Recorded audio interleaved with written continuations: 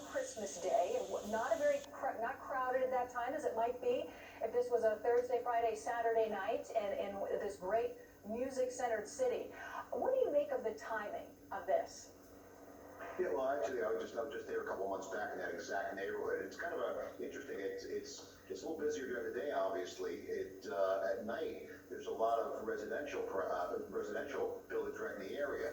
6:30 Christmas morning, you have virtually no street traffic. So we know so far we have a shots fired call, and I agree with the other guests who've made this point.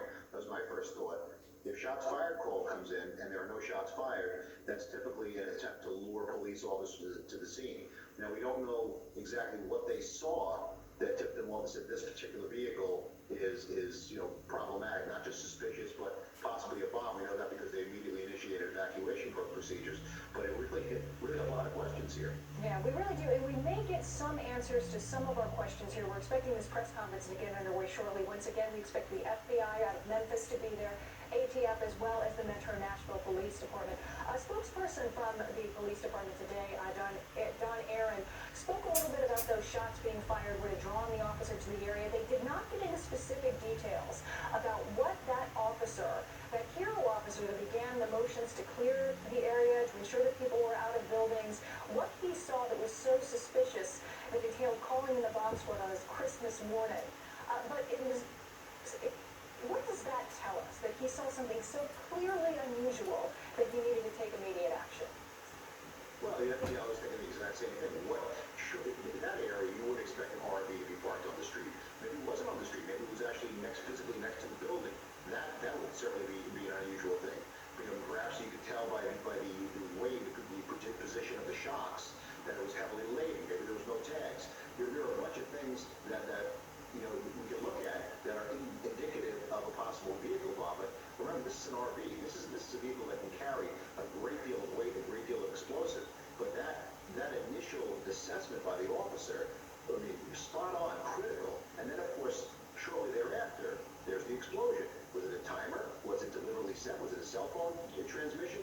So, David, we're beginning to see the authorities there on the ground walking out, stepping up to the microphones. They're in Nashville. He will be followed by United States Attorney Don Cochran from the Middle District of Tennessee. He will be followed by Mickey, that's M-I-C-K-E-Y, French, Special Agent in charge of the ATF for this area. He will be followed by Matt Foster, the Special Agent in charge of the Nashville FBI office. And then Nashville Fire Department Chief Director William Swan will speak to some operations that are taking place on 2nd Avenue. Chief John Drake. Thank you, Don. Good afternoon.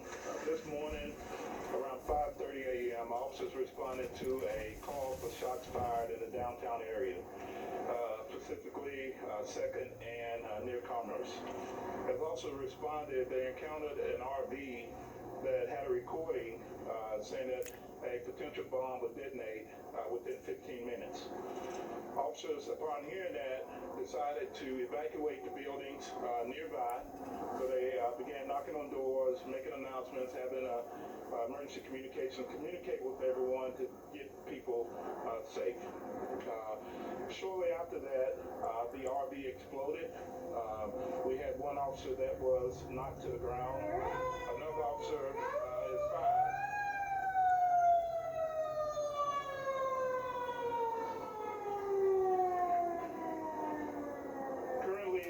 What we have going on now is we have K9 dogs, all of them out, partnering with Tennessee Highway Patrol, our federal partners, and we're sweeping